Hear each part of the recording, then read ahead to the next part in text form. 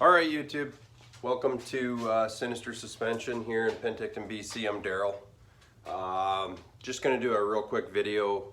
Spring is kind of sprung here down in the South Okanagan, and I mean, we really never get winter, but spring is sprung, and guys are pulling their bikes out of their sheds, and they're getting ready to ride, and they rush off and they put plates on them, and they rush home and they throw their helmet on and their gloves and their chaps, and they rip to the gas station, put some fuel in it, and get ready to go. So just want to do a quick video here on a couple of things that you really should pay attention to on your bike before you get out on the highway. Obviously early spring riding, you're going to want to watch for sand and rocks and stuff on the road. That goes without saying. Down here we're pretty lucky. We don't get a lot of stuff on the roads, so they're pretty clean. I've been out riding for the last couple of weekends and we're in pretty good shape. So on my 2018 Street Glide here, it's an M8 107.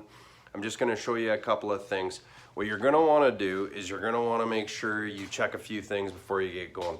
Take 45 minutes or a half an hour or whatever it takes you in your garage and just check a few things. You're going to want to check your tire pressures. You're going to want to get a good tire pressure gauge. You're going to want to get an accurate reading. Make sure you didn't lose a bunch of pressure over the winter and you're going to have some kind of a tire problem, because contrary to popular belief, when you blow a tire, it's more than likely because it was low. And what happens is the tire creates a whole bunch of extra heat. Boom, you got a blown tire. Nothing worse than blowing a tire doing 60 miles an hour down the highway. It's a bit of a ride. So check your tire pressures. You're going to want to go through, you're going to want to check a couple of oil levels. So be sure you check your engine oil level on the M8. It's right here, right next to the transmission bung. The transmission bung is the silver one you have to use a hex in. The engine oil is a dipstick that you just wind out. Check those two. Make sure that the levels are up. If you're like me, you do your oil changes every 5,000. Yeah, I know there's going to be people that say that's too often. Every 5,000, I drop all 3 oils and I redo them. It gives me peace of mind. I can check for leaks. I keep my bike very clean so I can see any leaks, but you're going to want to check those before you get going as well. Make sure you also check the tire pressure in the rear one. I know I pointed at the front one, but there's also a second one on the back of this sucker. Make sure you check that one too.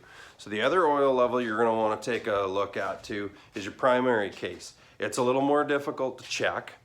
Lucky for us that ride Harleys, Harley's done a really good job on the backside of this inspection cover.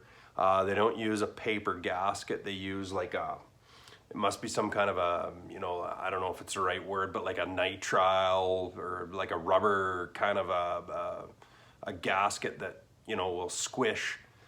So these have a torque setting on them. So make sure you have a good torque wrench. Torque them to the spec that Harley recommends. They'll be in inch pounds, and I don't believe it's much. It's like 17 inch pounds or something. Don't get carried away. If you put one on there that's foot pounds, you're going to twist off a bolt inside your primary cover and you're going to be very unhappy with yourself. But double check, make sure that there's oil in there. That chain is whirring around in there. There's an adjusting shoe in there. That all needs to stay lubricated. The primary is what connects the engine to the transmission, and your clutch sits right in here as well, and your clutch needs oil. So double check your oils on that. Make sure your horn's working. Make sure, if you didn't store it with fuel in the winter, make sure you put good fuel in these. I run 94 octane in mine. My bike seems to like it better, so I run 94, but I like to keep my tank full all the time. Sometimes I'll get lazy and I'll go out for a ride and I fuel up about 20 minutes south of here.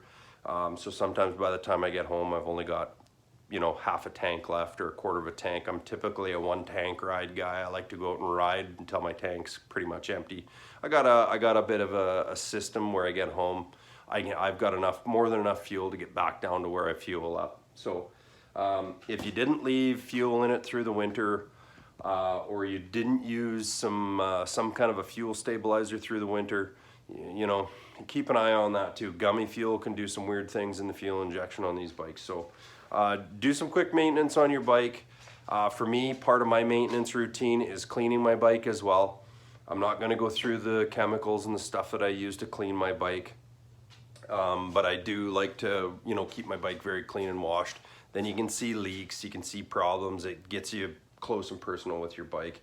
And make sure, for the love of craziness, don't wash your fairing on the inside here. Just hand wash that with a damp cloth or some kind of a cleaner that you like to use on your bike. When I'm done cleaning my bike too, I like to use like a quick wax on it. It makes it easier to get bugs off. We've been riding the last couple of weekends and you may not be able to see it, but I've got a bunch of bugs on my bike. So their bugs are out. It's March 6th, I believe, 7th, something like that. So just some quick maintenance tips. Make sure your bike's clean. Make sure you check your oils, check your tire pressures, and happy riding out there, guys. Any comments or questions, put them below. I believe there's a link there that has my phone number on it if you're looking for Olean suspension for your bike. We can get full cartridge kits for the front of the 2017 and up Tourings.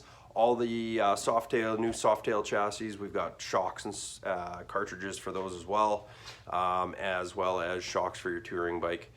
You'd be surprised the difference it makes in the handling and the comfort of your bike. So signing off, guys. Happy riding this year.